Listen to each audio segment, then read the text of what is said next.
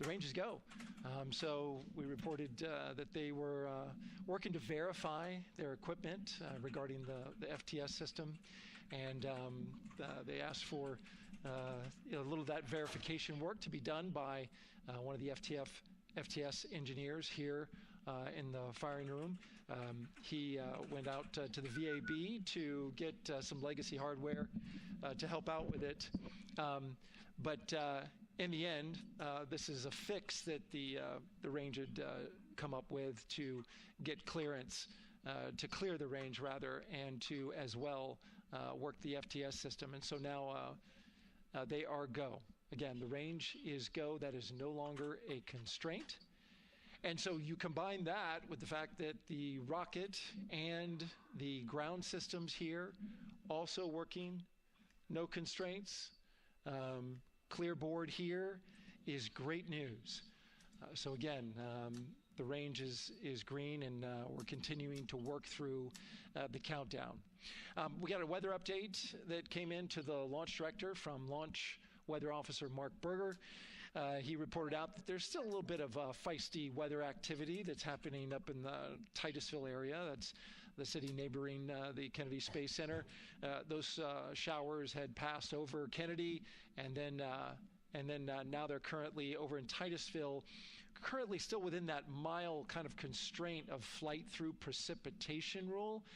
But we're still far enough from the window that it looks like it won't be an issue. And in fact, we're seeing some good sunlight now breaking through onto the launch pad. As you can see, it's actually shining on the other side of the rocket here. But to the west, we're starting to see some of that clearing that was forecast. And so the launch weather officer held his forecast for 80% go for flight during our launch window tonight, which, as a reminder, is 6:24 p.m. Eastern Time until 8:24 p.m. Eastern Time. Vai assistir aonde, Teus, o lançamento da Artemis 2? Do Homem à Lua, Teus, o Artemis 2. Não vai? 7h30.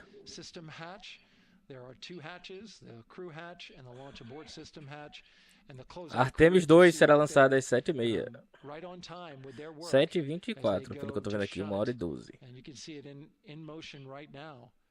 That launch abort system hatch. That's the latest from the firing room. We'll send it back to the host desk. Thank you so much, Daryl. Great news all around. And yes, we did just see them close the last hatch. And now we are looking at a live view of Banana Creek. Lots of people there, I'm sure, relieved to hear that that issue with the flight termination system has been resolved. And we are go for launch. Go for launch from the range. Go for weather, and go from all of them, I would imagine. Yes, it's got to be exciting. The crowd is building, and as Daryl said, you can start to see the sun poking out here, and we can see all the clouds are moving north and moving away from us, so it's all good news. And so as we know, we have our Leah Martin down there at the Banana Creek viewing location, and she's standing by with some other guests. Hey, Megan, I don't know if you heard that huge cheer just now. If you heard a big rumble, as soon as Daryl said that the range was clear for launch, everybody clapped. It was super excited as we get to do some final countdowns. Standing next to me, I have Hudson and Maddox, the son of brothers here. And I asked you a little bit earlier, how excited are you to be here for launch? What did you say? I'm very excited. It's our mom's birthday, and, you know, not a better way to celebrate right now. I asked you on a scale of 1 to 10, how excited are you? Would you say? 11. Yeah, 11. I'm very excited. Super excited. Yeah. So, Megan, we've been watching the launch broadcast here and hearing some of the questions that you and Nicole have been asking and answering. And I actually wanted to ask these two kids, if you could take a 10-day trip around the moon and take 3 people with you, who'd you take with you? Well, I'd take my dad and my mom. And, I mean, I don't know, probably my best friend. I'd just say one of my friends, you know. Oh, one of your friends. So brother got left out. Who would you take? That is just what I was thinking. My dad and my mom and my best friend. that's a pretty good answer. Your brother can get his own trip to space, right? Yeah. So I'm actually joined here also by Dad. Now, you were sharing with me that a lot of the work that you've been doing over the last several months is prepping the launch teams, our engineering teams, our ground systems teams, to get ready for launch, to be mindful, to be in this moment. How does it feel to be standing here knowing that the people you've worked so closely with are doing what they're passionate about, or doing what they were born to do, moments away from launching this rocket? Bicho, já está na nota. Já está no ar.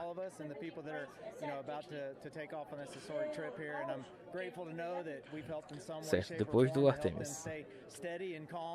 O que tá funcionando aqui?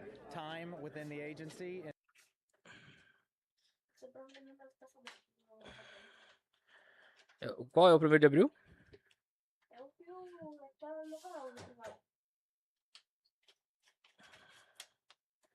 Eu vou olhar.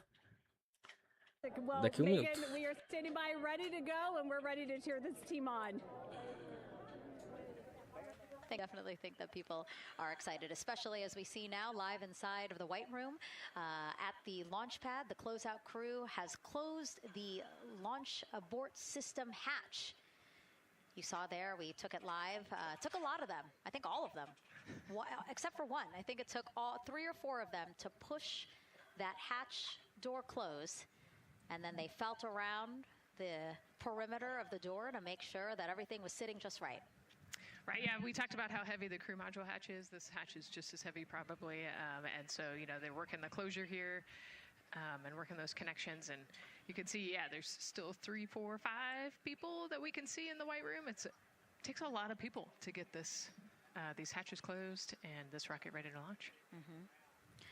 And so the next step in the countdown is that this team will start closing out the White Room. So basically disconnecting things, stowing things, making sure that when they leave, there is nothing that isn't supposed to be there. And really, then at that point, it's just all 4 of the crew member, Victor, Reed, Christina, and Jeremy by themselves at the top of the launch pad. Yeah, and then eventually that crew access arm will move away, and then it'll really just be them up on top of that rocket. Mm-hmm. Yeah, your eyes lit up when I said that. That's exciting. It is. It is. Yeah, we had a moment, we talked a little bit about my fear of heights, but most of our crew is afraid of heights. And so there was a moment where I realized that it was just us, you know, 100 and some odd feet up, and no crew access arm, and Gabi said something that made everybody go, huh. Were you wondering to yourself, how did I get here? We're pretty far up. That crew again bringing that drag-on camera. That camera is a handheld camera that is a live look for teams. Tem 2 vídeos, um tá carregando ainda. These operations closely. E qual é o vídeo? Ah, tem que juntar os 2. The closeout crew starts leaving the White Room. You see them checking their procedures. E mamãe, olha a mãozona desse trunk. Covering the ends of those hoses. That's to protect those hoses from FOD, so we don't want anything, any dirt or anything to get into those while we transport them and stow. Mas esse vídeo pequeno de 1 minuto você consegue me mandar pelo WhatsApp. Close out the hoses as well while they're cleaning up the White Room. Ok. And so they'll tape that close. You just saw number 5. Você mandou pelo YouTube? Não, pelo WhatsApp. Esse de 1 minuto? Não conseguiu? Ó, a galera já tá lá. Esse aqui ainda tá carregando. Yes, and you can even see number 3's. Pega lá o tablet para deixar aberto para ele carregar mais rápido. His suit there. That's again just to make sure that we don't lose anything. If por isso que não tá carregando. Or you get knocked or something, you don't want to lose a single thing in the White Room. So everything is tethered, everything is accounted for, and everything is protected. The crew now, another live view of them inside Orion. Já estão dentro já. Christina. Olha. O homem vai pra luta, vamos ver. And Victor on the right side of your screen. What do you think they're thinking right now, Nicole? oh man, just over an hour to launch. You know, there's não, probably a little bit of a lull right now. Deixa a monitoring dimensão. some systems, but you can see Ó, Reed's got his madrinha. feet crossed. So I think just trying to relax and, you know, pass the time. by Alexa, ligar maybe thinking sala de through, TV. The items that they're going to Estamos... Alexa, ligar a luz. you know, the different jobs that each of them have throughout the launch, and once they get to orbit, you know, this Oh, first você day recebe a of orbit madrinha e is actually termina. really busy for them. They've got, you know, 2 burns that they have to monitor. They've got to get the system set up, and they've got to get the cabin set up. So there's a lot going on in the next 24 hours for this crew. I think they've got a couple sections where they get to take a nap, but I don't think they get a full night's rest for quite some time. So, Yeah. You know, going through what's next. And so as we say that, I mean, imagine what it would be like to live in a spacecraft for 10 days. Let's take a look at what life will be like in Orion. Artemis 2 is our first crewed mission back to the moon since the Apollo program.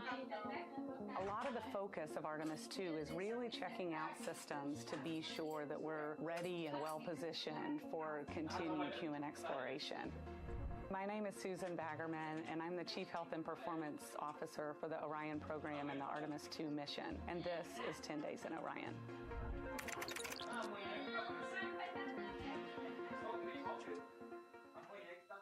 For this mission, the crew will launch in the Orion spacecraft on top of the Space Launch System rocket, or the SLS rocket. Once they've launched and achieved orbit, they'll continue on checking out many of the different critical Orion systems, check out some of the critical medical systems, and be sure that we understand how the crew would do that successfully within the volume of Orion. We also have, of course, systems to feed the crew. They have a potable water dispenser that they'll check out. And then we also have a food warmer, kind of looks like a suitcase that the crew can use to heat their food. They're also going to check out the flight wheel system. We'll have the crew perform some initial exercises. Part of that is to ensure that the flight wheel is actually working, but part of it is actually to be sure that our environmental control systems are actually working. For sleeping, the crew will sleep in sleeping bags. Some crew members like to be very tightly bound up, and some like to float very free. They'll use the toilet for the first time and be sure that it's able to flush. While they're on their journey, they'll do some testing that they quickly don their suit just to be sure that we would be ready in the future for an emergency. We'll also check out our radiation shelter. If we were to have a solar particle event, we would be asking them to take stowage out of the stowage bay and put it in some specific locations on the vehicle, basically for it to serve as shielding.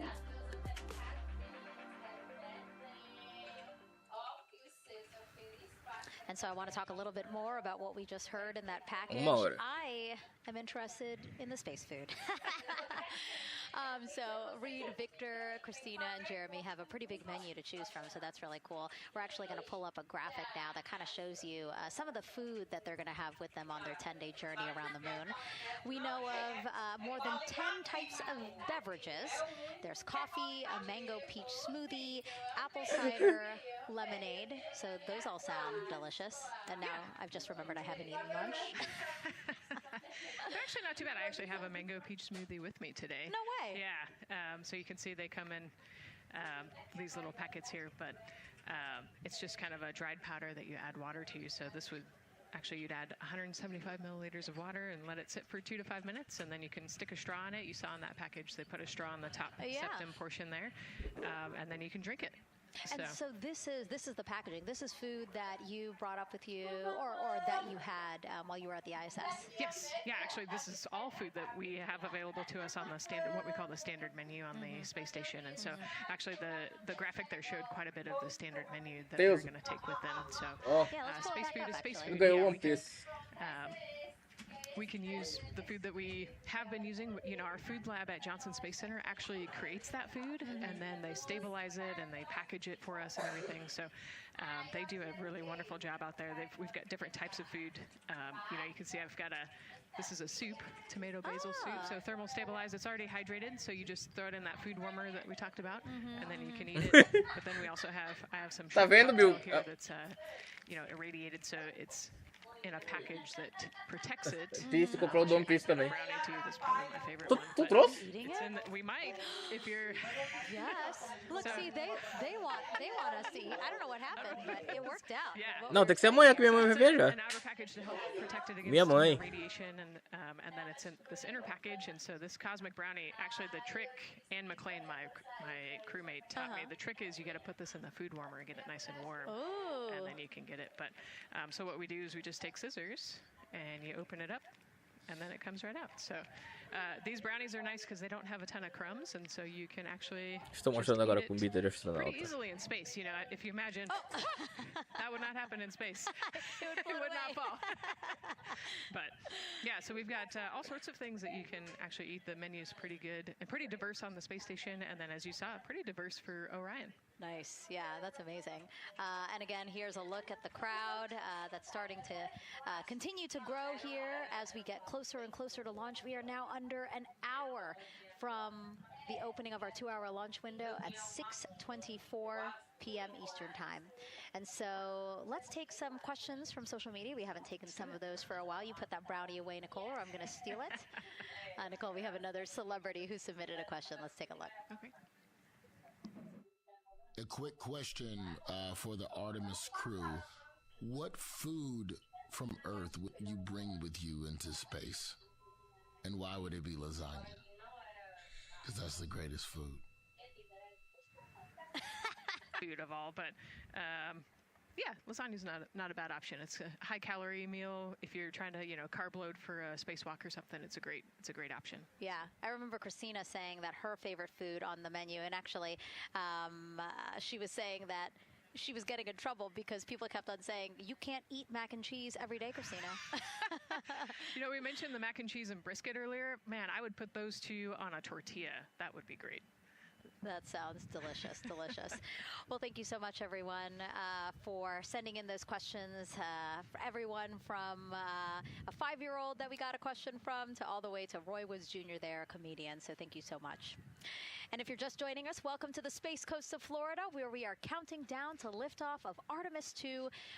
You see a beautiful aerial shot there of our rocket on the pad.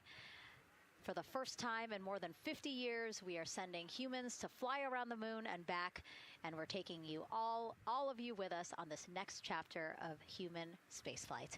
I'm NASA's Megan Cruz, and this is NASA astronaut Nicole Ayers. Great to have you here, Nicole. Yes, this has been a beautiful day. Excited. We're continuing to march towards this launch. Yeah, and if all goes as planned, this crew could travel farther from Earth than any other humans before them and see parts of the moon no one has ever laid eyes on. How exciting. Yes. Exciting is an understatement, I think. That's true. We're going to see the far side of the moon for the first time by humans in a long time. It's important. And as the crowd again builds behind us, more activity that you're seeing here at the Kennedy Space Center press site. We also have a ton of people gathering around the world to watch this history-making moment. So let's take a look at those watch parties now. Oh. That crowd has grown. We checked them probably like 30 minutes ago, and it was half that. But again, as we get closer and closer to launch, we are seeing more and more people gather together, wanting to experience this together and not just in a vacuum at home, Yes, this is so exciting. Look at all of those people. Man. And now here we are back in Seattle, the Museum of Flight. Again, people gathered there to show their kid. We see someone walking in the second row there. His first crewed launch to the moon. How exciting. That is exciting. Hello, everyone. Woo. Oh, that's so great. And now let's get you up to speed on what's happened so far. Again, we are now within an hour of the opening of our launch window. So what has been happening so far today? Well, a lot. After waking up and grabbing a bite to eat, our Artemis 2 crew suited up inside the historic crew quarters, a tradition that dates back decades. Teams helped them into their custom Orion crew survival suits, and just like other crews before them, they gathered around a table for a card game to pass the time, but to also burn off any lingering bad luck before they walked in the footsteps of every NASA astronaut launching from Kennedy Space Center since Apollo 7 in 1968. They walked outside the Neil Armstrong Operations and Checkout Building to greet a crowd of family, friends, supporters before getting into their Astrovan for their security-escorted ride out to historic Launch Complex 39B. They got a close-up look at the SLS rocket, then walked across the crew access arm and climbed one by one inside their Orion spacecraft. After that, teams conducted final checks with the crew before closing both hatches, the crew module hatch, as well as what you're seeing there, the launch abort system hatch. And now we are back live at the pad where the closeout crew is getting ready to leave the White Room. They are now tethered, Nicole, because they are about to move some pieces that connect the Orion spacecraft to the White Room, correct? Yes, there's kind of what I would call a shroud. You can see them working that there. So it is actually connected so that way the gap between the crew access arm and the crew module, and well, I guess that's the LAS there, is covered. But they're about to remove that so that the crew access arm is not connected to the rocket in any way so that it can retract here in the next few minutes. And for how we're looking with the launch countdown milestones, let's go to Daryl Nail in the Launch Control Center. All right, thank you very much, Megan. And as you can see there, the finishing touches, as you've been talking about, to the LAS, which brings me to that subject because we currently are hearing the launch team is working an issue that was reported out with the LAS. At least there's an issue apparently with a battery on the LAS. The engineer who is in charge of the launch abort system sits on console here, reported that a temperature for one of the two LAS batteries is out of range, and although it's not a constraint for launch right now, it would be when that temperature is checked inside of T-minus 6 minutes, which is inside of terminal count. So right now the team is working some troubleshooting on this issue. Going to follow, of course, along closely with what they learn. But again, a battery temp for one of the two batteries on the LAS is out of spec, and the team is working to understand, first of all, whether or not this may be a sensor issue or is there an issue with the battery itself. So again, looking into it, troubleshooting and researching as we speak. With regards to the weather, we did get some good news there. Launch Weather Officer Mark Berger reporting to the launch director that the weather chances have now improved for the window. We are up to 90% go, which is great news. Again, 90% go. That is up from the 80% that we started when we had the first weather forecast come out officially 3 days ago. And so that is great. And for anybody who's here in the launch area knows that is certainly viewable. They can see that by just looking up. So we're getting some good clearing as forecast. And then just a reminder for those people who are watching the launch from the nearby area that if you're watching on an internet-enabled device, just remember that there may be a little bit of a delay. Can't tell you how much of a delay, but since it's on an internet device, sometimes this broadcast might be a little behind what you're actually seeing. So just keep that in mind as you are watching. Don't wait till the last second to run outside if you're inside your RV or your camper or your house. That's the latest here from the firing room. Of course, we'll keep track of that last battery issue. We'll send it back now to Megan and Nicole at the host desk. Two of them there had to be tethered to the inside of the white room because obviously now we have detached the White Room from the Orion spacecraft. Yes, that view is quite something. Yeah, spectacular. Yep. Oh, no, I'm sorry. I forgot. Nicole's scared of heights. An astronaut afraid of heights is actually not uncommon, as we've learned today. But yes, so obviously, again, things proceeding as we march closer to the opening of our 2-hour launch window at 6:24 p.m. Eastern Time. Again, the closeout crew just finishing up those last couple of things they have to do before leaving the White Room and then leaving the pad, leaving only the 4 Artemis 2 crew members inside the spacecraft by themselves at the pad. Yeah, and then we'll be curious to follow the battery issue on the LAS as well. I think sometimes it's just a sensor issue, sometimes it's a battery issue. So hopefully they figure that out quickly. And so if we can take a shot of the crew inside the capsule, if one's available, why don't we talk a little bit more about each of them? So we have Artemis 2 Commander, Reed Wiseman, Baltimore native, and he's actually, you see his feet in that shot there from inside Orion. He's been in space once before as flight engineer for Expedition 41 aboard the International Space Station from May through November 2014. During the 165-day mission, Reed and his crewmates completed more than 300 science experiments in areas like human physiology, medicine, physical science, earth science, as well as astrophysics. They actually set a milestone for station science by completing a record 82 research hours in a single week. He also served as chief of NASA's astronaut office from December 2020 to December 2022. His 2 daughters were out to wave goodbye to him as he made his way to the launch pad. And again, there's Reed's feet.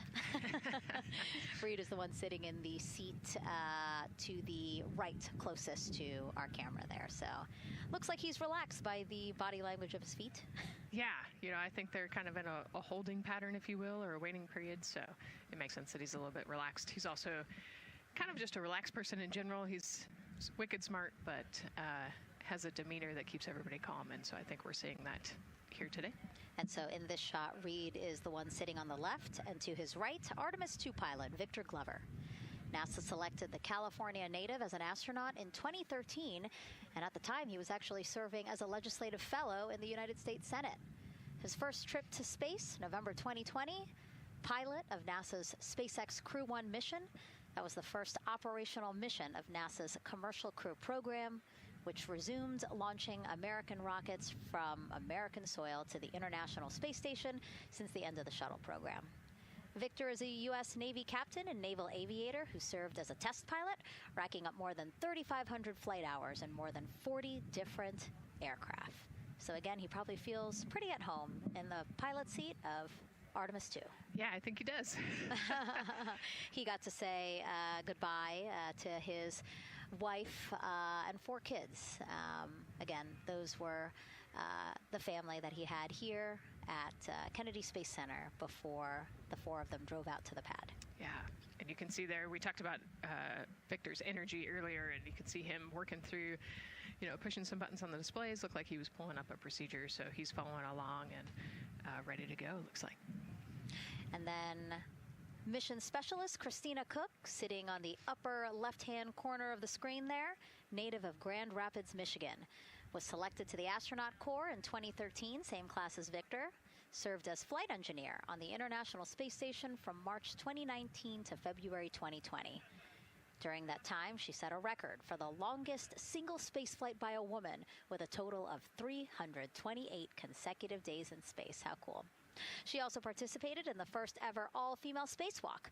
And before becoming an astronaut, Christina helped build space science instruments and led scientific fieldwork in some of the most remote environments on the planet. Her hobbies include surfing, rock climbing, and community CDR, service, yoga, and photography. Go ahead, NCD.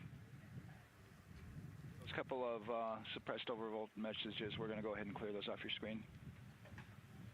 We see them and we copy. All right. NASA test director. We're still working here, trying to get through everything. So we're getting close, and then trying to talk that other issue that we just picked up a little bit ago. But I think work-wise, we're doing really well. Sounds good, NTD. We're doing great on board. Glad to hear it. NASA test director giving an update to the crew. Some messages flashed on their displays. Just wanted to say that they didn't have to worry about that. We're going to clear that. And that also just reassuring the crew, again, that they are tracking and working the issue with the launch abort system battery. Yeah. All right. And then first-time flyer, Canadian Space Agency astronaut Jeremy Hansen will fly to the moon as mission specialist on the Artemis II mission. The London, Ontario native selected as an astronaut in 2009. After that, he worked as Capcom at NASA's Mission Control Center in Houston. Capcom stands for Capsule Communicator and is the sole direct voice communicating with astronauts while in space. Jeremy also participated in training exercises, really cool ones like living on the ocean floor off the coast of Florida to simulate deep space exploration for a week. In 2017, he became the first Canadian to lead a NASA astronaut class. He also enjoys getting out on a sailboat, rock climbing, and mountain biking. He has a wife and 3 children. And he's the one that you see bottom left-hand corner of your screen. I know, I'm trying to see what he's doing there. Christina's looking too. And so there is your Artemis II crew inside the Orion spacecraft. And this is actually the 7th time NASA astronauts will launch on a new NASA spacecraft designed for crew. And if you're wondering about the first 6 crewed test flights, here they are. All systems are go.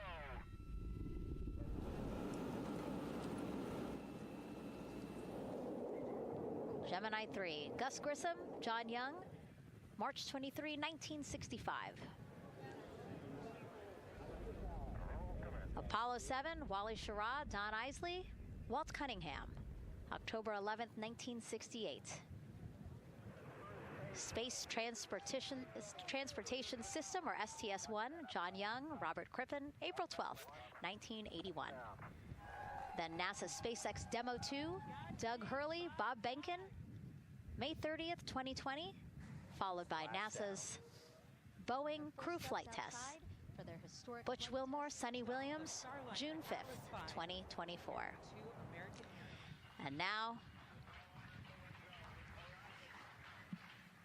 Artemis II with Reed, Victor, Christina, and Jeremy. It is really surprising, honestly, to hear that through all these decades, through all these launches we've had, this is only our 7th new vehicle that we're testing for crew. Yeah, you know, we have so many different missions that we think about and we talk about, but really 7 vehicles that we've tested and that we're flying. You know, I like to think of spaceflight really as a permanent test, right? We have, you know, hundreds of missions or so. You know, an airplane that gets tested and then flown has thousands of data points. And so really spaceflight is always going to be in the test field. And I think it's important to remember that, especially as we put humans on rockets that we never have before, or for the 7th time we start a new vehicle and a new mission. Just getting word now that White Room closeouts are complete. And so the closeout crew is preparing to leave the pad. It's exciting stuff. We are making good time, and the closeout crew is doing really well. 41 minutes, 43 seconds and counting until the opening of our window. And Artemis II is a 10-day mission that will send the 4-person crew on a journey around the moon and back to Earth. It will be a critical step towards future lunar and Mars missions.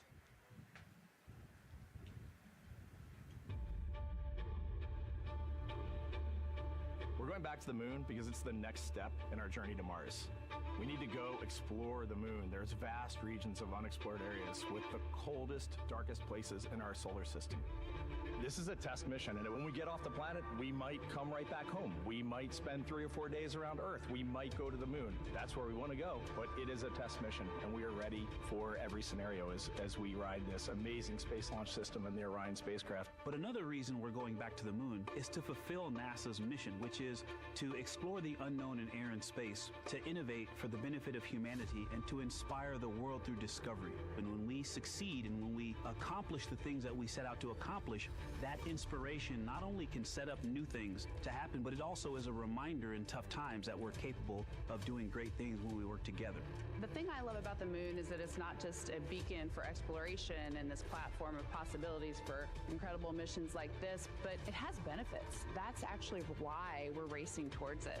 Those benefits are really wide in nature. You have everything from innovation, technology development, not only for future missions going deeper into the solar system, but technologies that come back to Earth. You have inspiration, a whole generation of people starting this pipeline of STEM workers and manufacturers and operators that are excited to see what you can do when you work hard and you come together as a team.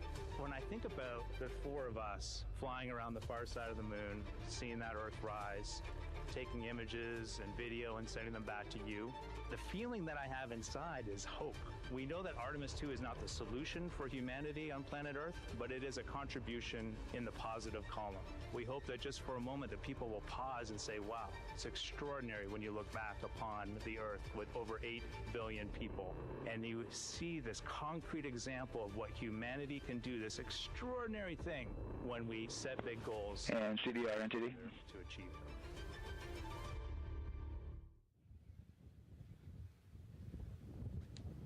And so Mission Control Houston will control the flight of Orion after a liftoff here at Kennedy Space Center.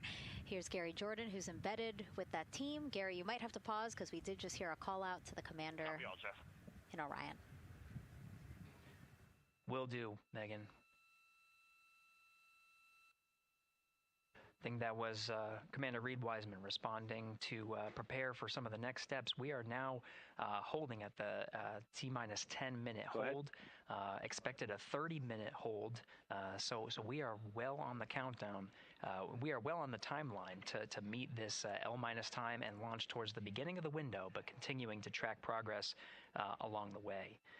Again, I'm here with the Artemis 2 flight control teams in Mission Control Houston. The team in the room behind me has been monitoring the countdown and verifying their own mission-specific launch criteria of the Space Launch System, the Orion spacecraft integrity, and its crew. During the final poll before launch, if all looks good from each of the flight controllers in this room, Flight Director Judd Freeling will report a go for launch from Houston Flight. Upon liftoff, teams here take control of the mission and communicate with the crew while they fly on the Space Launch System. This phase of flight is highly dynamic, and each console position has a dedicated and important role of looking after critical systems. You'll hear calls from Capcom and NASA astronaut Stan Love in this room to the Artemis 2 crew as milestones are reached during the more than 8 minutes of powered flight on the core stage. Liftoff and ascent are just the beginning. This room will be staffed around the clock over the next 10 days to oversee every moment of the mission through splashdown. Here from the Johnson Space Center, we'll be streaming the mission live 24/7 so anyone can follow the crew's journey, take peeks inside the spacecraft, and share the experience of a lunar flyby with astronauts looking down at the moon's surface. Teams here have been rehearsing tirelessly in simulations to throw every conceivable and inconceivable scenario their way. We are ready and eager to begin the Artemis 2 mission. Still milestones to come as we continue the countdown, but we'll be right back with you during the ascent phase of today's flight. With that, Megan, I will send it back over to you at the Space Coast. Thanks so much, Gary. Under 37 minutes until the opening of our 2-hour launch window, 6:24 p.m. Eastern. I've never been more excited for a time. But why don't we send it back over to Megan Carter with the Moon Board to learn more about what happens after ascent. Absolutely. I am definitely also getting excited. Things feel like they're starting to pick up a little pace here. A lot is about to happen within the first 10 minutes of launch, but what happens after those first 10 minutes? Let me take you over here to my mission map so we can kind of jump ahead and let me explain a few things. So, our main engine cutoff is going to stand for MECO, and that is essentially where the rocket's job is done, and it is then going to turn the propulsion duties over to our ICPS. That stands for Interim Cryogenic Propulsion Stage. Don't try and say that too many times fast, but the ICPS is going to be right here, and that's our in-space propulsion. About 50 minutes into, after about 50 minutes into launch, it is going to conduct that first burn, and that's going to be the perigee raise maneuver.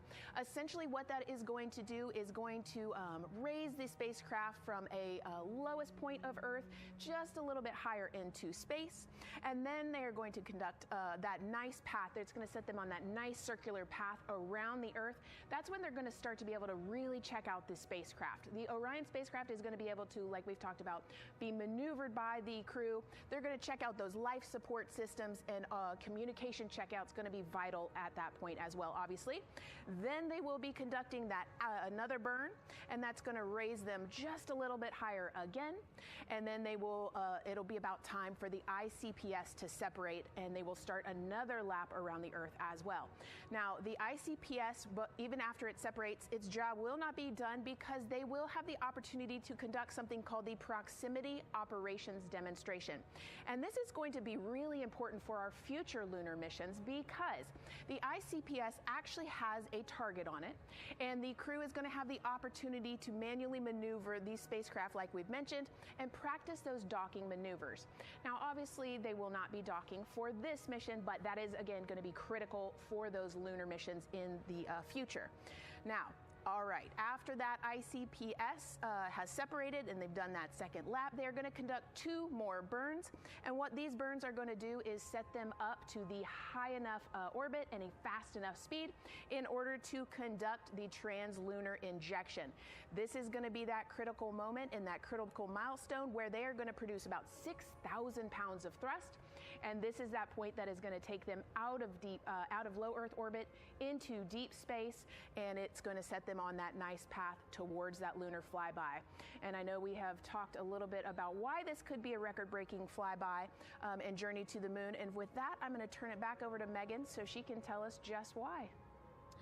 Yeah, she's talking about the distance record set by the Apollo 13 astronauts in 1970. They were 248,655 miles away from Earth, and this Artemis 2 crew might surpass that on flight day 6 when they fly around the moon by more than 4,000 miles. Yeah, it's a long ways. It's tough to fathom 250,000 miles from Earth, right? I mean, space, the space station is only 250 miles, and so we're going, I don't want to do the public math, but we're going much further than that. But it's important, right? Because we want to get back to the moon. We want to see the surface. We want to see the far side of the moon. And the way we do that is by breaking distance records. Yeah, and the exact distance record depends on exactly when they launch, like the time, the day. So we'll learn more as we go into this 10-day mission with the Artemis 2 crew. But here we are, 32 minutes, 50 seconds and counting from the opening of our launch window. Feels really, really surreal here as more and more people come to gather on the press site lawn here at Kennedy Space Center. Why don't we take a look at this video that we have here? Some familiar faces who wanted to wish our Artemis 2 crew a safe journey. Reed, Victor, Christina, and Jeremy, you are the real deal. You're flying to the moon for all of us, and we are in awe. You're the true heroes. You are not just astronauts. You are pioneers, venturing deeper into the unknown. But you are not alone. We will be all cheering you on from planet Earth. Hey, I'm Victor Wembanyama, and I play basketball in the NBA. But I'm not only interested in shooting hoops. I'm also interested in shooting stars, dark matter, and all other types of astronomical phenomenon. And to the Artemis 2 astronauts who are shooting for the moon, I wish them good luck and Godspeed. Hi everybody, I'm Ryan Gosling, and I play a biologist who goes to space to save the planet in the film Project Hail Mary. But the Artemis 2 astronauts are going to space for real, and they will travel farther from Earth than any humans in history. Sending all our best wishes to the Artemis 2 crew. I just want to say how proud I am of each of you and how inspired you make me. But it's not just about me. Your mission is going to inspire future generations of scientists, engineers, athletes, and dreamers to do something that they never thought possible. Hey, it's Roy Wood Jr., and I want to wish the Artemis 2 crew a happy and safe journey to the moon, well, around the moon. To go around.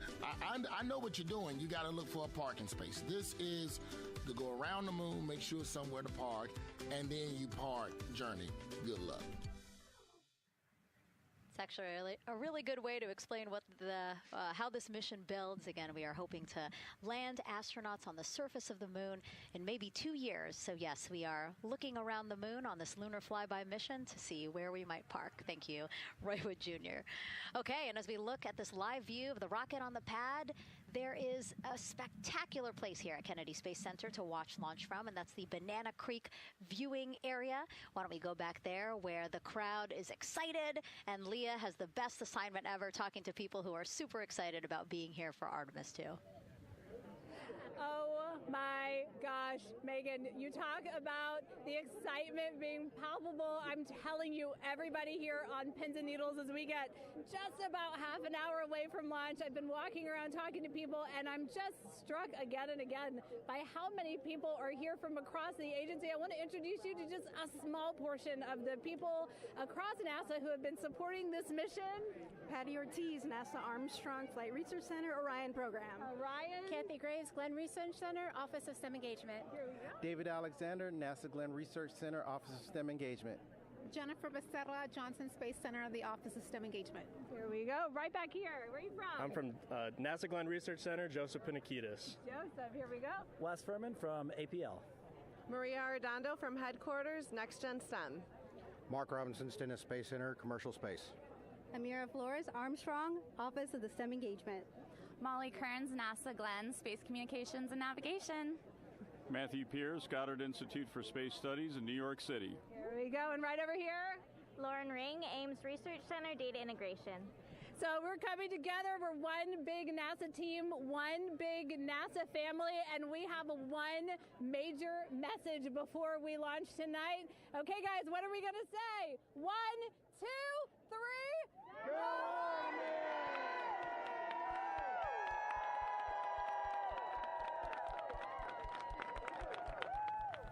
Oh my gosh. Oh my gosh, that made me so emotional. That was so inspiring to see. I mean, wow. Yeah, that was great. I mean, just to hear everybody say their position, what they're doing to support this mission is amazing. And I'm sure this was something that really rang true and resonated with NASA's Administrator Jared Isaacman, again, to see the workforce come together to do the work and then to be here for launch. So why don't we actually go over to him now with our Jasmine Hopkins at one of our other viewing locations. All right, Megan, thank you so much. The energy here on the balcony is honestly becoming electric as we get so close to launch, and now we are thrilled to welcome NASA Administrator Jared Isaacman. Jared, we're really entering a golden age of exploration. How will Artemis 2 set the pace for the coming years? Well, I mean, Artemis 2 is the opening act, right? This is the test mission. This is getting very comfortable with the SLS rocket, the Orion spacecraft. No humans have ever flown on this before, right? And we're going to put it through its paces. We'll go into Earth orbit for a little bit, make sure Orion's doing okay, and then we are sending them, right? We're going to send them farther into space than any humans might have gone before, 250,000 miles away, and it's going to set up for the subsequent missions. That's why we're going into the golden age of science and discovery right now, because you're going to see moon rocket launch in 2027 when we do our testing with the lander. We're going to go for the landing on Artemis 4 in 2028, and in parallel, we're going to build the moon base, right? And that is going to be filled with science discovery and tech demonstrations that's going to support the enduring presence we're trying to create on the surface. Absolutely. So honestly, history-making years ahead of us, you know, with Artemis 3 and 4. But first is Artemis 2. What will be our single greatest takeaway from this mission? Well, I'll tell you, I mean, after ignition, to me, the moment that I'm going to be most excited for is splashdown. There's no question about that. Good shoots coming down off the West Coast. But look, I think the takeaway from this is gaining extreme comfort in the Orion spacecraft, right? I mean, this is very different than what we've done for more than a half century, right? I mean, the velocities that spacecraft is going to re-enter at, it's going to be new territory for us. We want to get our arms around that completely. So I would say the performance of SLS plus Orion is everything on this one. We want to make sure we do it in as a safe way as we possibly can, understanding what we are undertaking right here. bring our crew back, learn as much we can from the vehicle, set up for Artemis 3 in 2027. Right. And Administrator, we've actually had a pretty young audience today here, some kids running around the balcony. How do you hope Artemis 2 inspires that next generation? You know, I talk about this all the time. Like, you know, one of our, I think, our overarching KPIs that we should always be tracking is the number of people living and working in space. Well, you know what's another strong number 2 on that one? It's the number of kids that are dressing up as astronauts for Halloween, so that they grow up, that they're inspired to want to join in this grand endeavor, whether they come work with us here at NASA or they join in industry, but they're helping humankind venture out farther, pursue all the secrets of the universe. Yeah, I think we'll see a lot of kids dressed as astronauts this year. And finally, Jared, you've really made it a personal mission to get to know the people behind the work at NASA. Do you have any final thoughts, any final words before today's history-making launch? Yeah, well, one, I want to express a lot of appreciation. I'll tell you what, the 4 astronauts on top of Artemis 2 know this. It takes an army to pull a mission together like this, right? Across all 10 of our centers, all of our commercial partners, the international partners that come together to make this possible. My sincere appreciation for everyone who is currently working the mission right now, so getting them ready for launch, that will be watching over them in mission control, recovering this crew when they splash down off the West Coast. I have complete trust and confidence in your abilities. And everybody else who's not directly working on Artemis 2, Artemis 3 is coming up next year. When this mobile launcher gets back in the VAB, we're going to start stacking. Wow, plenty of excitement ahead of us. Jared Isaacman, thank you so much for being here. Thank you. Thanks for being here. Of course. All right. And with that, let's get back to the countdown with NASA's Megan Cruz. Under 25 minutes and counting from the opening of our 2-hour launch window, and take a look at all these people behind us. I literally, every moment I turn around and I see the clock, I am like, oh, wow. Oh, wow. There are more people and less time. Yes, exactly, which is a great problem to have. Yes. Now, this first crewed test flight of NASA's Artemis program coincides with the 250th anniversary of our country's founders signing the Declaration of Independence. Exploration is a part of America's DNA, and it continues now with our return to the moon. 250 years ago, 13 colonies laid the foundation for the greatest and most enduring democracy in the history of the world.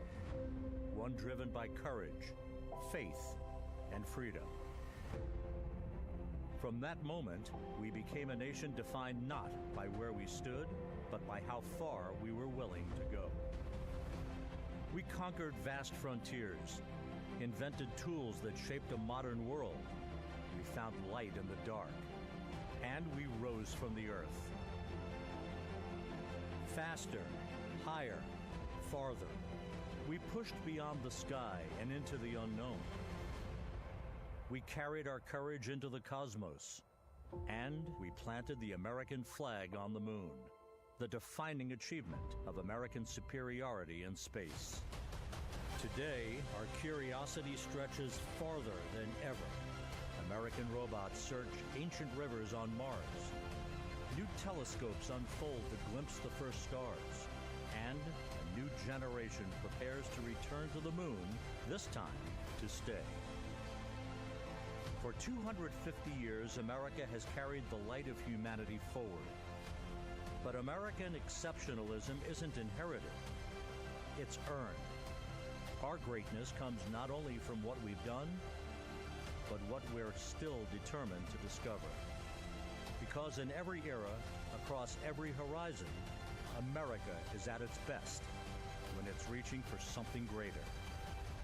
America celebrates 250 years, and we are leading the world into the future.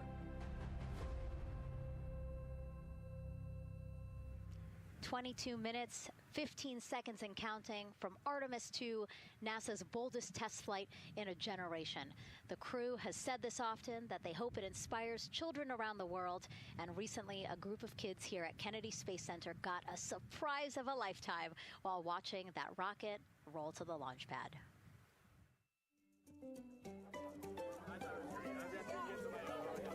So tell me what color it is.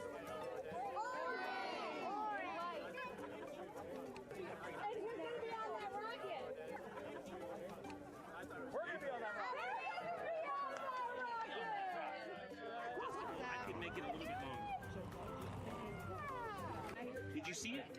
Okay, so everybody's looking at the rocket because it is kind of cool and impressive. One of the coolest things happening over there right now, though, is it's on top of a giant tractor. Doesn't all food come in like tubes? It's in these like little plastic bags, and you have to like rehydrate it. Sushi. There's not. I haven't seen sushi in space. It's probably hard to keep that back.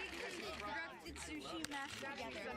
My favorite part was this one little girl. She had a question. She had patiently held her hand for a long time, and Christina turns to her and says, "Okay, what's your question?" She just goes, "I forgot." It was like, that's a perfect little kid moment. I just love it. Wait, are you my mother's cartoon astronauts? What? Say that again? Never mind. It's a little hard to say. Go Artemis! These two? Yeah. Yeah. There you go. I like your dabbing astronaut back there. It's just so fun to see the enthusiasm, the energy, and a little bit of chaos. 3, 2, 1. Wasn't that so cute? I love kids and their excitement and, even just being real. Like, I don't remember what I was I know, he gonna goes, ask. but I'm glad you're here. Now here we are, Space Center Houston. The crowd has exponentially grown throughout the day. We started showing you live shots from in there probably an hour ago, and now take a look at all the people there getting ready to witness history together. It's something really special to be able to witness something like this together. Yeah, we've heard from celebrities and officials and kids, and it's amazing. People from all around the world came here today to Florida to watch. So it's something. It's hard to put into words just how much support for this mission we're seeing today. And great news too. Remember, the team was tracking an issue with the launch abort system battery. They appear to have cleared that issue, so we are go for launch. Yes, it's exciting.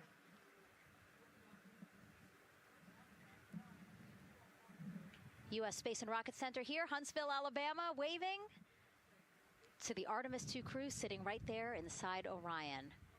Inside of 20 minutes from the opening of our launch window, and right now we are targeting the top of that launch window, so we could be launching here in about 19 minutes, Nicole. Wow, I don't know if I expected this today. I'm excited, and I'm glad they were able to clear the problem with the battery on the LAS, and everything has gone really smoothly today. It's been great. The weather cleared up. It's a beautiful day for a launch. And so now, as we are so close to possibly launch now, just what are your final thoughts as we are about to embark on a mission back to the moon, the first time in more than 50 years? Yeah, just so proud of the crew and all of the teams here on the ground that made this happen. They are carrying the torch from the Apollo era into the Artemis era. And, as the crew likes to say, they want to be the shoulders that the next generation. And let's see, GLS, can you help us with that, please?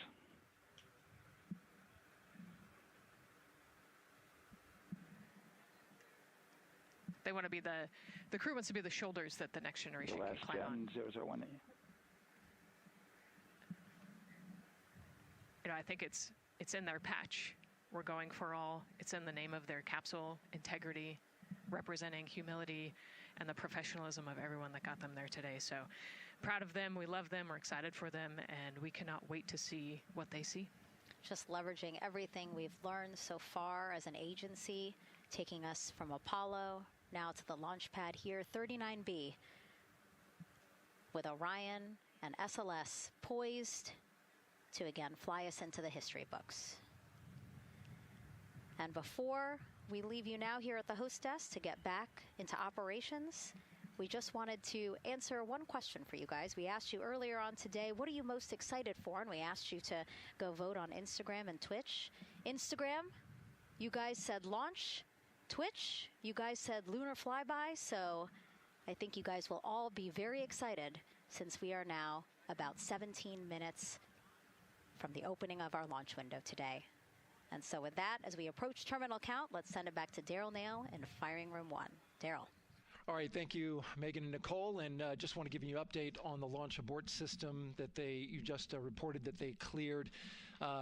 They believe, they're convinced, this is an instrumentation failure. So there are 2 batteries on the LAS. The LAS, of course, and with the help of my 2-year-old son's model rocket. Daniel said I could use this, so it's okay. The last is right here. It's the tower above Orion. Orion capsule is inside of here. It's used to pull Orion off the rocket in case something's going on with the rocket, either on the pad or in flight. 2 batteries are bad. Well, I'm sorry, one of the 2 batteries reported an out-of-family temperature, and it was very much out of family. And so they checked their data going back into the vehicle assembly building where they recharged the batteries and worked on them. And they have good, solid data, they reported, that tells them that this is an instrumentation failure, that there's something wrong with the sensor. And so they took it before the mission management team, which has to accept the risk, any changes to launch commit criteria, which this would be one, and they all fully accepted it. So now we are clear as far as that constraint is concerned. And one quick thing as we count down now, we are getting into the final minutes before liftoff. There's a 2-hour window. We haven't quite set the T0 yet, but this is a list of the cutouts. There are 150 cutouts that are included for this 2-hour launch window, and that's important. They're in very small print. That's important because there's basically 16 minutes inside this window that they cannot launch, and these are because of small things flying in orbit. There's a lot more things in orbit than there were back in Artemis 1 when we had 35 to 40 cutouts.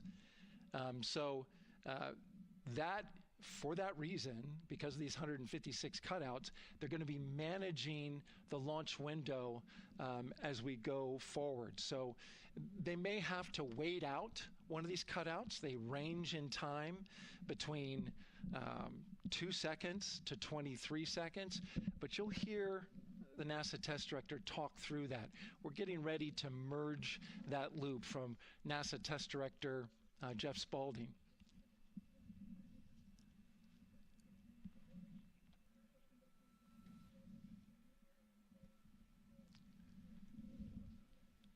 And so now I'm listening to the launch team get ready to merge their operational channel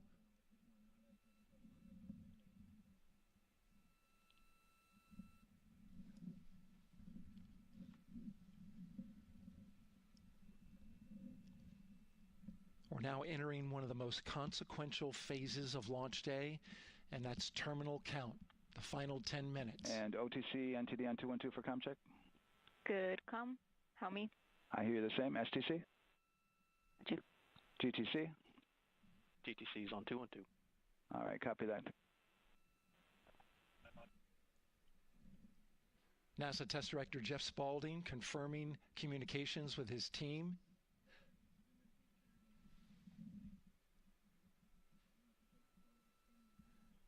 There will be 2 polls that we'll hear.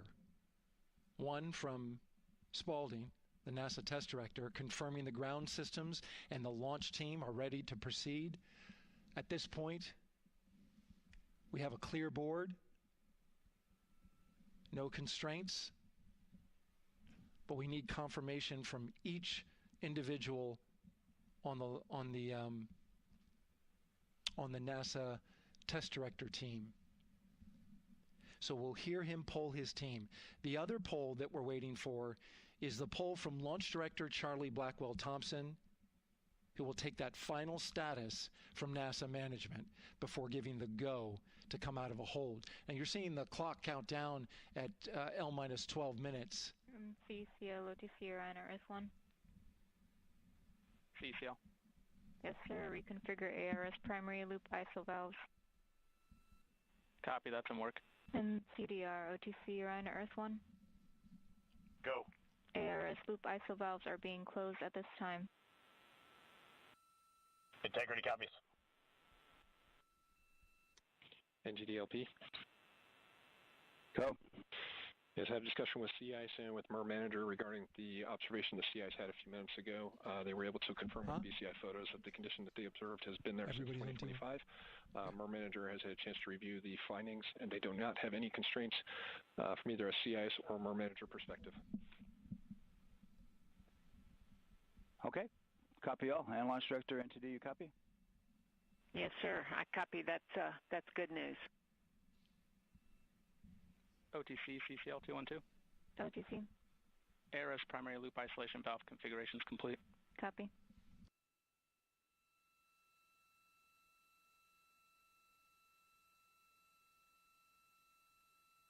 And CGLS NTD, cancel pending, please.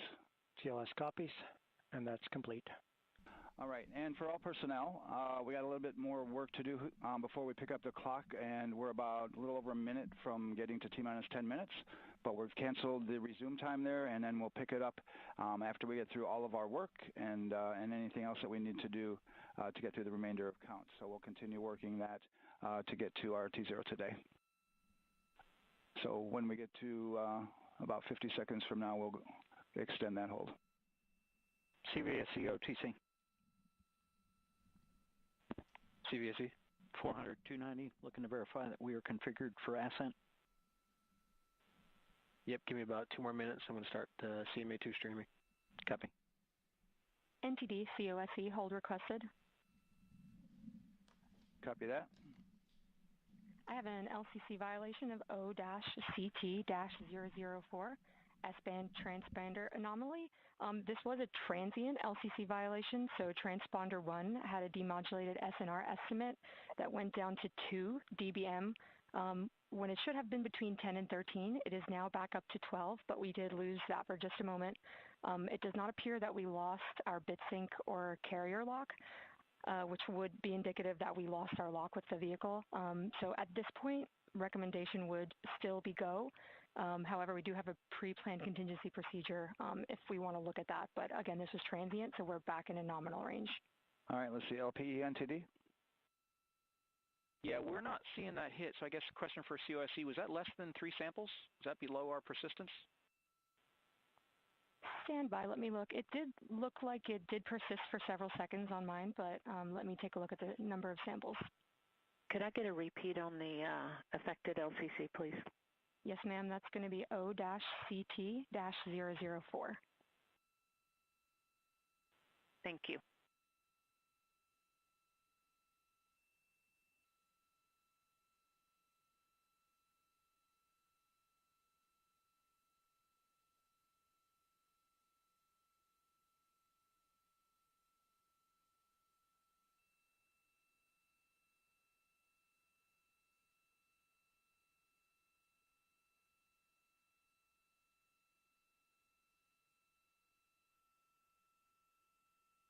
Yeah, us taking a look at the data right here, looks like that was a single sample. Yeah, copy that. RFTS does report that they also lost lock for about 5 seconds. So I would love to ask KUS and see if they also lost lock with the vehicle for any extended amount of period.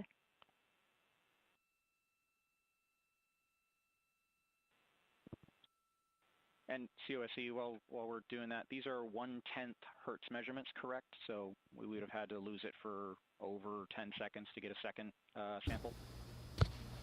Irmão, olha a mãozona desse trunk. Yes, sir, that's correct. It is 1/10 hertz. Yeah, so from our perspective, the allowance is effectively up to 30 seconds, up to 3 samples based on the 1/10 hertz. This is not an LCC violation, I believe. Yes, sir, I would agree with that at this point. Copy that. We're checking with KUS on 232. I don't think they have 212 access. We're trying to verify, but it sounds like they have a loss of lock as well. About 2 seconds. Okay. And I guess for both KUS and COSE, do we have lock now? That's affirmed. We do have lock for COSE.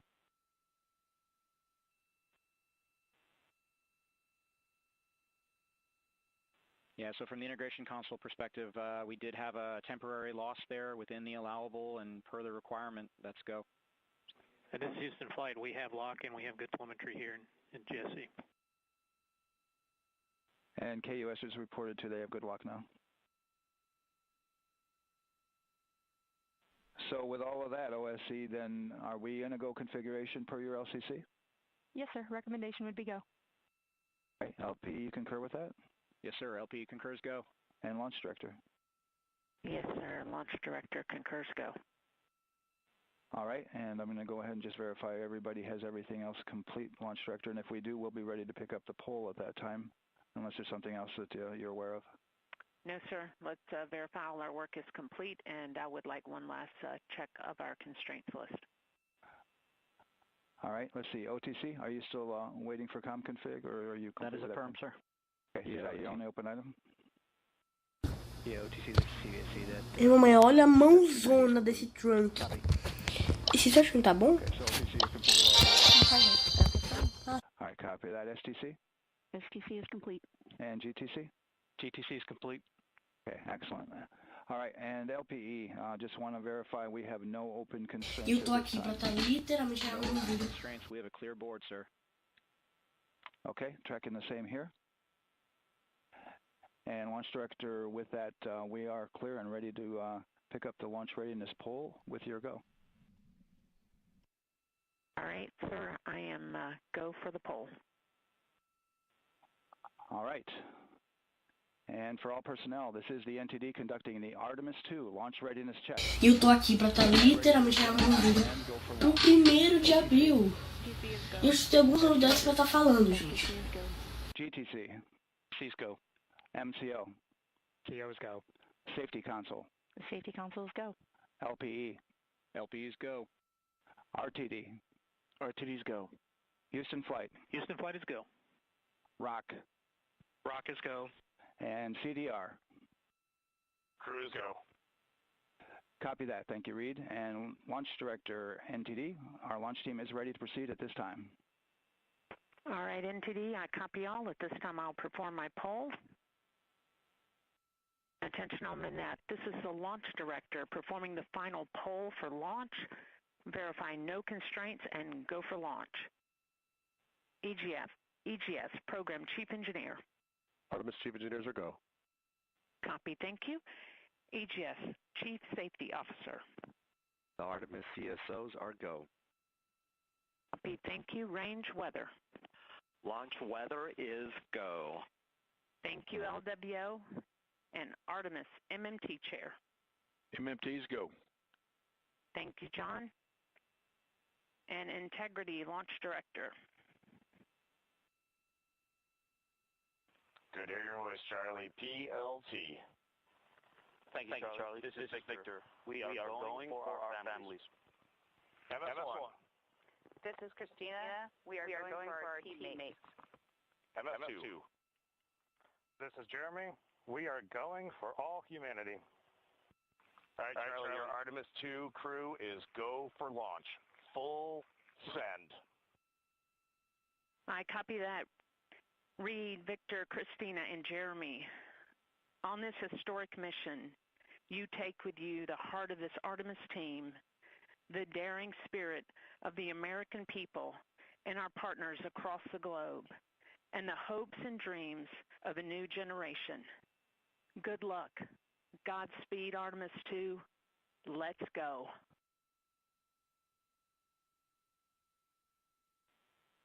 And into the Launch Director. Go ahead, Launch Director. Yes, sir. You have a go to proceed with countdown. Copy that. I'll put it in work. CDR NTD. Go. Your visors and initiate short purge per your EPROC 10.1.1, steps 8 and 9. 10.1.1, 8 and 9 going to work. Copy. CVSE NTD, start and verify recordings of our Orion cameras. Copy. Okay. Well, there you heard it. RSR NTD. RSR. They're getting ready to start terminal count. arm rotation enable at this time, please. It's currently at T-minus 10 minutes. Once we wrap up this last bit of work, SNA arm rotation enable complete. we're going to start that clock. Copy that. Thank you. Integrity crew, close and lock visors.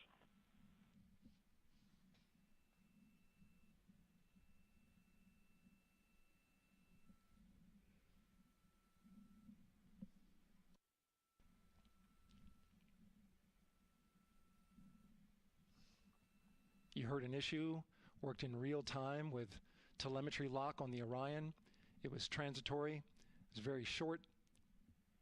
They checked the data, confirmed that they had a good lock.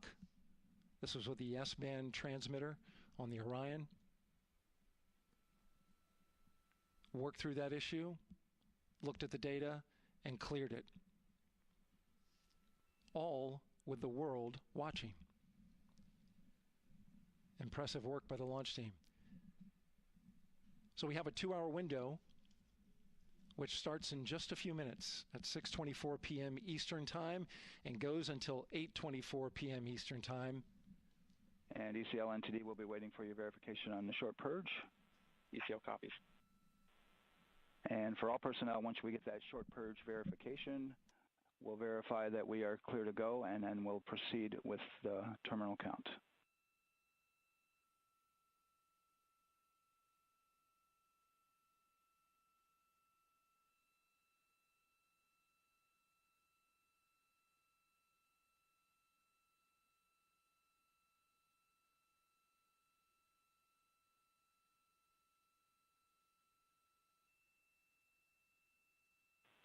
ECL time estimate?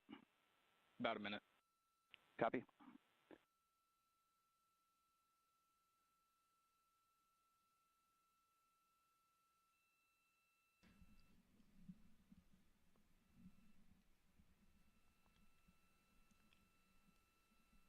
So we're going into the launch window, but not by much, it looks like. Just wrapping up some final work. And once that's completed, you'll hear NASA Test Director Jeff Spaulding ask for the ground launch sequencer operator to go ahead and start the clock. The ground launch sequencer is an application software. It runs on top of the launch control system in the firing room, acts like a conductor of an orchestra, executing hundreds of commands in precise order and timing. It's all autonomous. NTD CCL 212, short purge initiation is verified. All right, copy that, and we're verifying our constraints.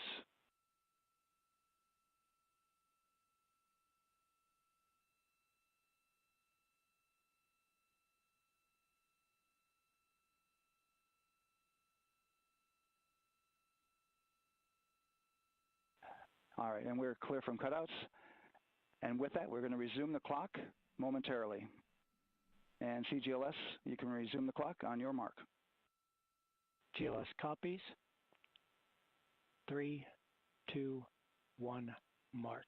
GLS mainline has been initiated. T-minus 10 minutes and counting.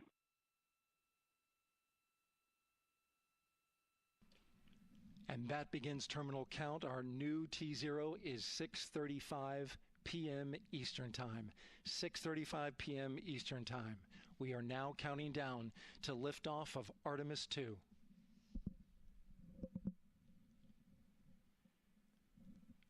From now on, you're going to hear two voices on the loops.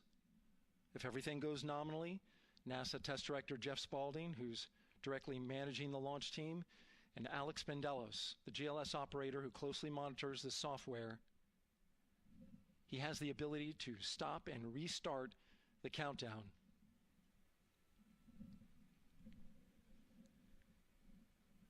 A lot of people ask about whether there's a launch button. There certainly is not. Flight and Rock, our new T0 is 22, 35, 12. Houston flight copies. Rock copies. 22, 35, 12. Affirm. There you heard confirmation of the exact T0, 6:35 and 12 seconds p.m. Eastern Time. Again, our T0 is 6:35 and 12 seconds p.m. Eastern Time. But as I was saying, there's no launch button. This is autonomous.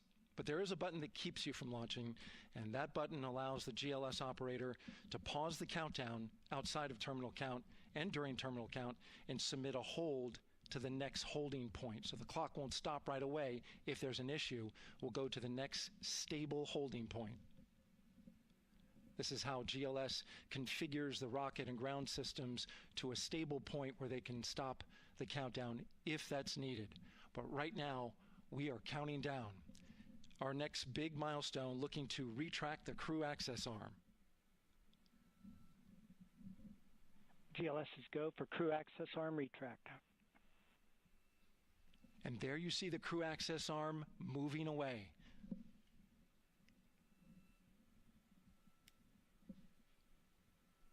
That's the path that the astronauts took to ingress into the rocket.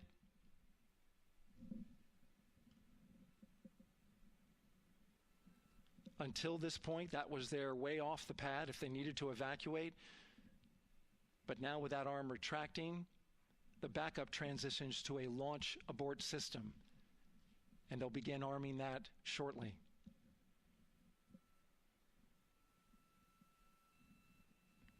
Of course, the launch abort system, great shot there of the crew access arm retracting away. The launch abort system is the tower at the top, and that's what would pull Orion and its crew off the top of the rocket in case of an emergency, whether it's on the ground or in flight. This is critical safety hardware that protects the lives of the astronauts.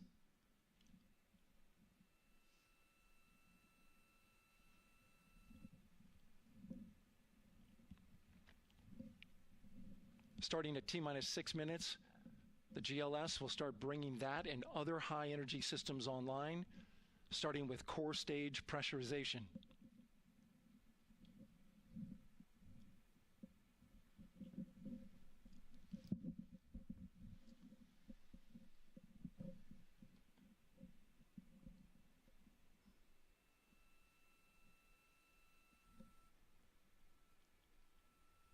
Weather is 90% go.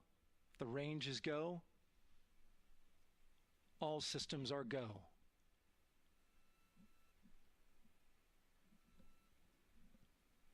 GLS is go for core stage tank pressurization. That means the replenish valve for the liquid hydrogen tank has now closed, and that tank is beginning to pressurize to flight levels. E eu tô aqui para estar literalmente gravando um vídeo pro 1º de abril. E eu estou alguns lugares para estar. We'll get the liquid oxygen tank a little later in the count. Now the team is waiting for verification that, if needed, the Artemis II crew could use the launch abort system to pull Orion safely off the top of the rocket in an emergency.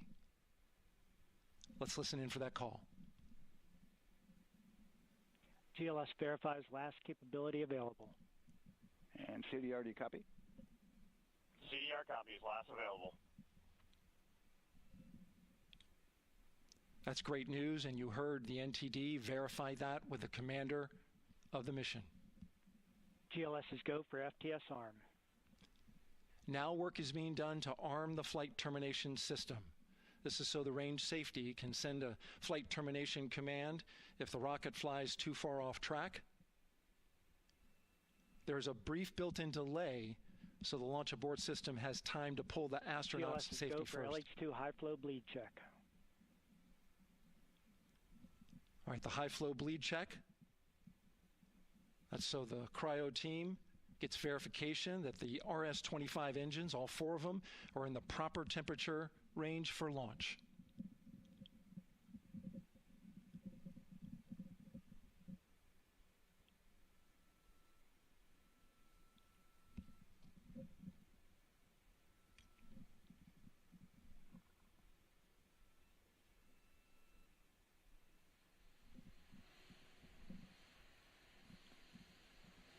GLS is go for core stage APU start. Core stage APUs start. Those are auxiliary power units, high-speed turbines which provide pressure to hydraulic pumps that steer the RS-25 engines. We're going to see a gimbal test a little later at T-minus 2 minutes and 30 seconds. This is what allows that to happen.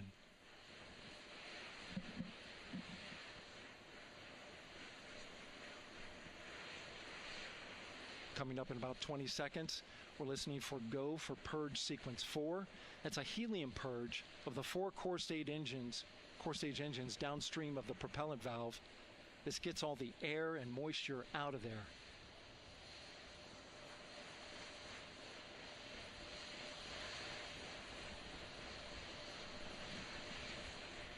GLS is go for purge sequence 4. Moving through the milestones. All is looking good.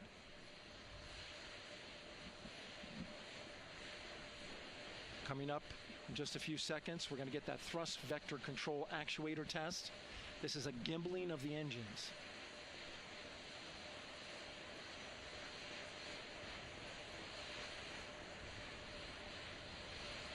There are the 4 RS-25s, 3 of them Shuttle Heritage, 1 of them built from shuttle parts. And there you see them moving.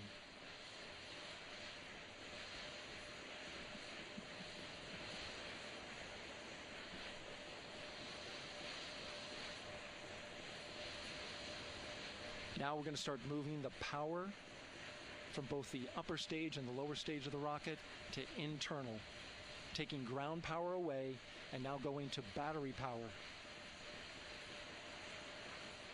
GLS is go for upper stage to internal power. All right, power is removed from the rocket's upper stage, the ICPS, and it's been switched to battery. Same milestone for the lower core stage coming up at T-minus 1 minute and 30 seconds. Right now, the 4-person Artemis II crew is 248,000 miles away from the moon. And if all goes well, they will fly by it in 6 days. GLS is go for core stage to internal power. All right, there's the rocket's core stage, which houses 3 flight computers, is now on its own power. There's no more hold time because there's no more margin on these batteries. So we would have to recycle back to T-minus 10 to recharge if we had a hold.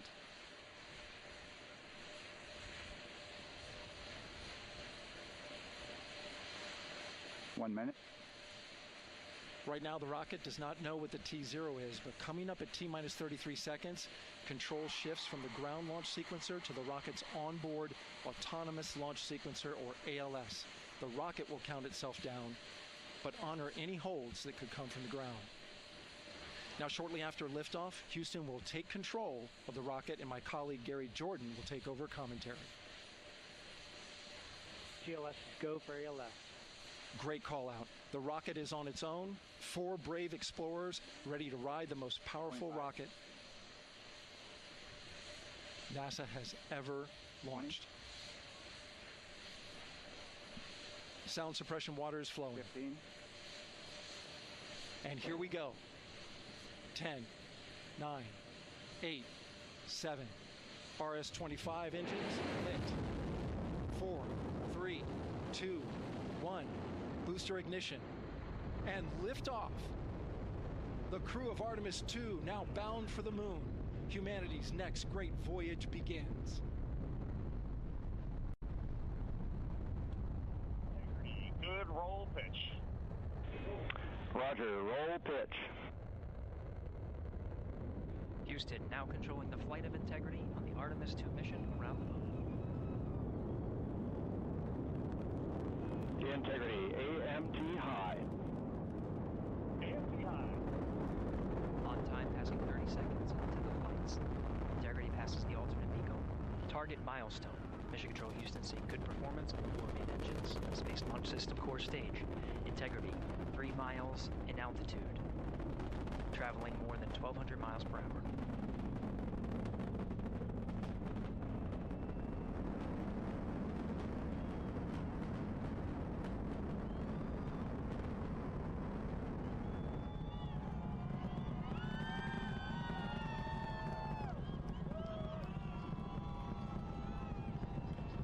Mission elapsed time, passing 1 minute, approaching max Q.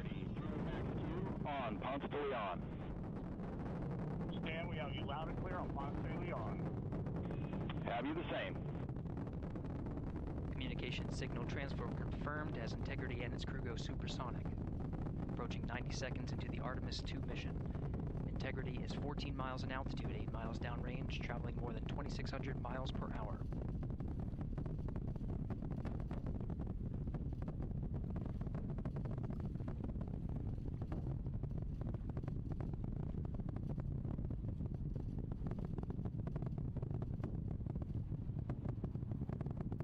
Minute 50 seconds of mission elapsed time, standing by for main engine throttle down to 85%, ahead of solid rocket booster separation expected at the 2-minute 9-second mark.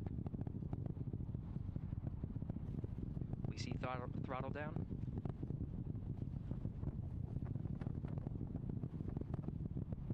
Confirmed separation.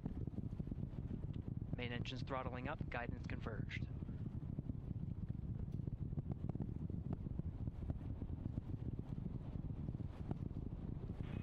Integrity, guidance converged, performance nominal, upper stage RCS ready.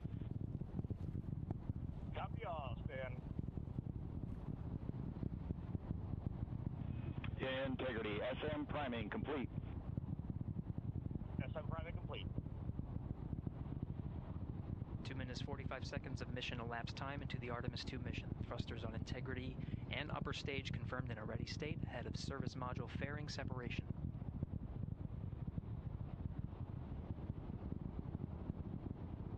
Minutes into the flight. Integrity 49 miles in altitude, 78 miles downrange, now passing 5,000 miles per hour.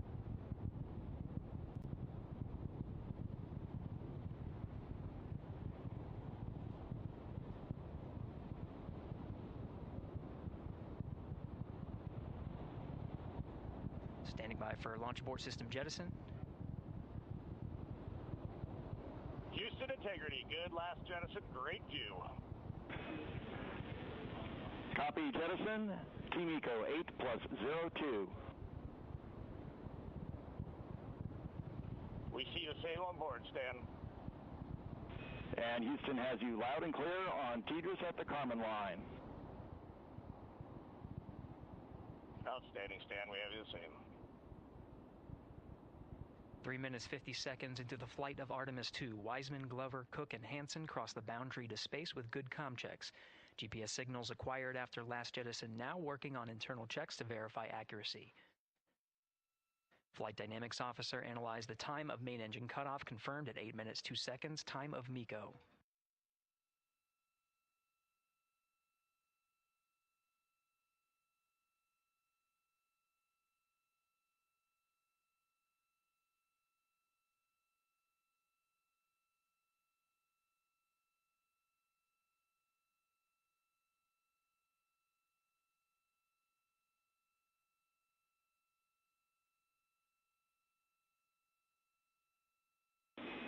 Integrity, GPS processing. Outstanding, Stan. We see the same, and we have a beautiful moonrise. We're headed right at it.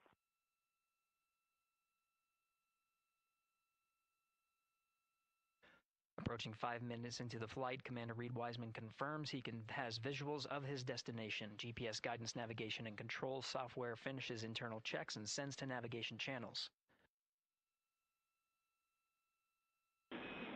Integrity, 3 engine press. 3 engine press. On time, now passing 5 minutes 20 seconds of mission elapsed time into the Artemis 2 mission. At this point, 3 good main engines are all that's needed to carry Integrity to a nominal main engine cutoff target. Though at this time, we're seeing 4 good engines here in Mission Control Houston. Integrity, 75 miles in altitude, 330 miles downrange, approaching 10,000 miles per hour.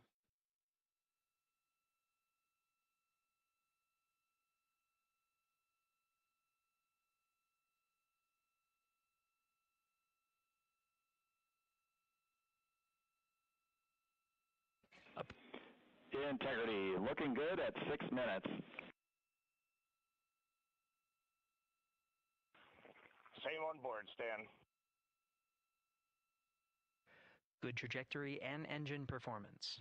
Booster officer will soon report the shutdown plan to Flight Director Judd Friedling, expected at the 7-minute mark. Integrity, 78 miles in altitude, 460 miles downrange. Integrity, expect nominal shutdown. Integrity copies nominal shutdown.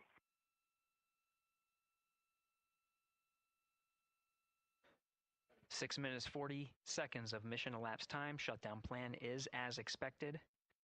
Again, the time of MECO was confirmed at 8 minutes 2 seconds into the flight.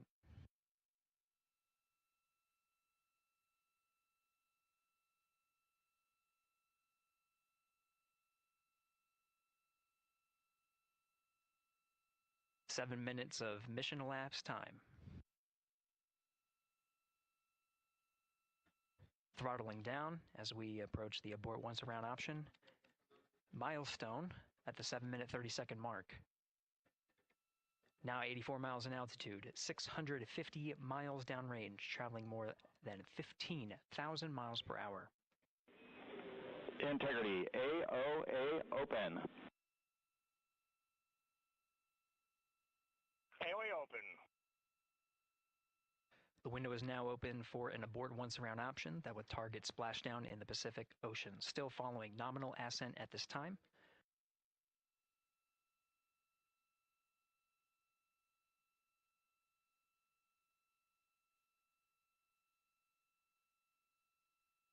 About 10 seconds remaining until the main engine cutoff of the Space Launch System core stage. Standing by for confirmation of MECO and core stage separation.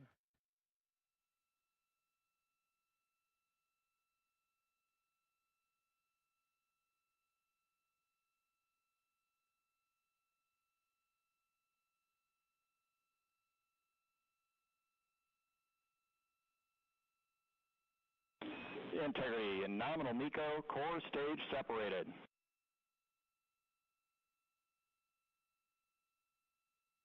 We see the same on board, Stan.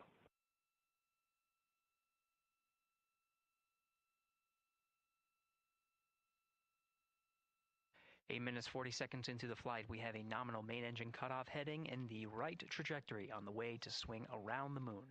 Core stage has separated, done its job. The Space Launch System upper stage, the interim cryogenic propulsion stage, or ICPS, still attached to the Orion spacecraft.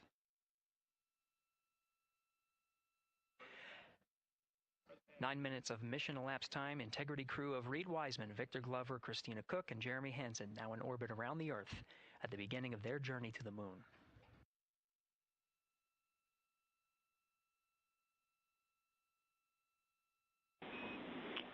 Integrity Houston, looking ahead to PRM numbers so far per the pad.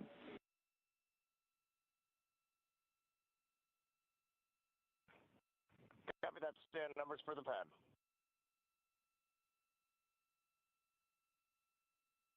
Capcom Stan Loves now reminding the crew that the perigee raise maneuver time of ignition is as expected prior to booster ignition. That time being 49 minutes, 50 seconds of mission elapsed time.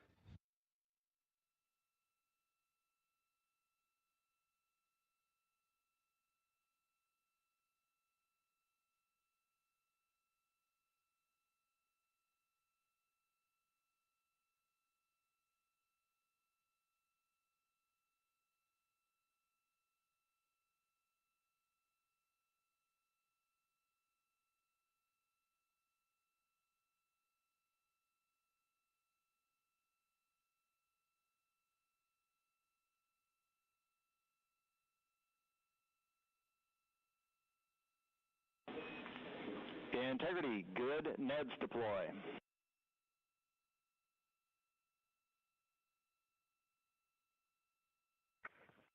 Copy that, Stan. Good, Neds.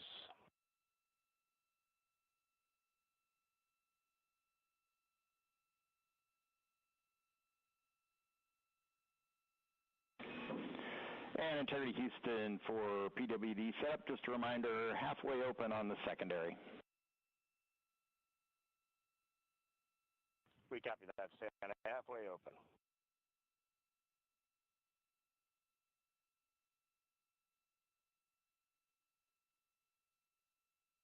Passing 11 minutes of mission elapsed time.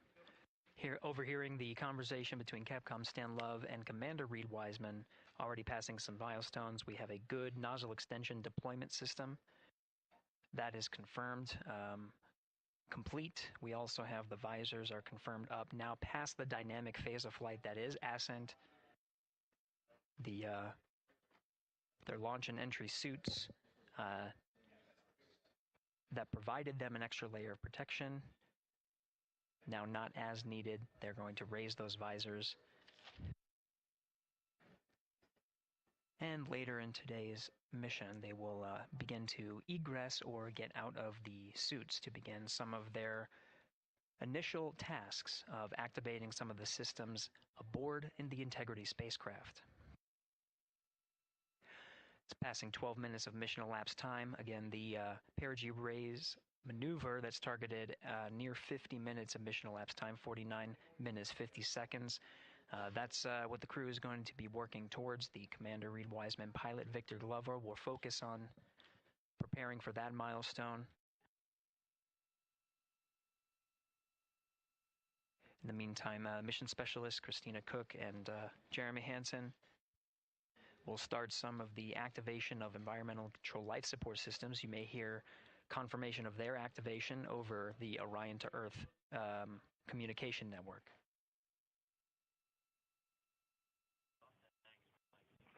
Houston, C3 aux power back in auto. Copy C3 aux, and we're 2 minutes to maneuver.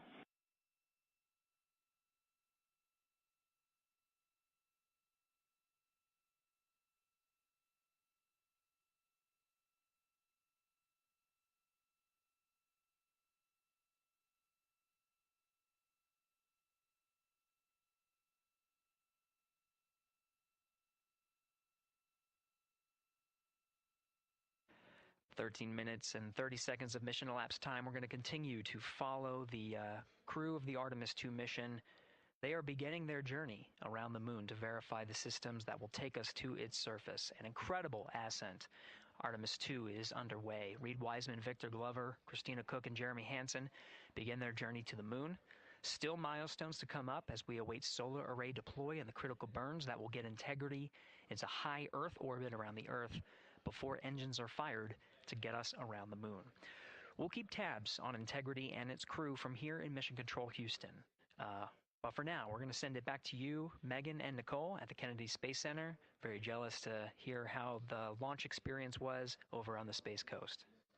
Yeah, Gary, if people are just joining us, welcome back to the Space Coast, where we just saw Artemis 2 lift off 14 minutes ago. And wow, what an amazing launch, and an emotional one too. As soon as the rocket lifted off, Nicole, you had tears in your eyes, I had tears in my eyes, and we had all these people around us cheering. It was amazing. Yeah, the energy was wonderful. I mean, it was a beautiful launch.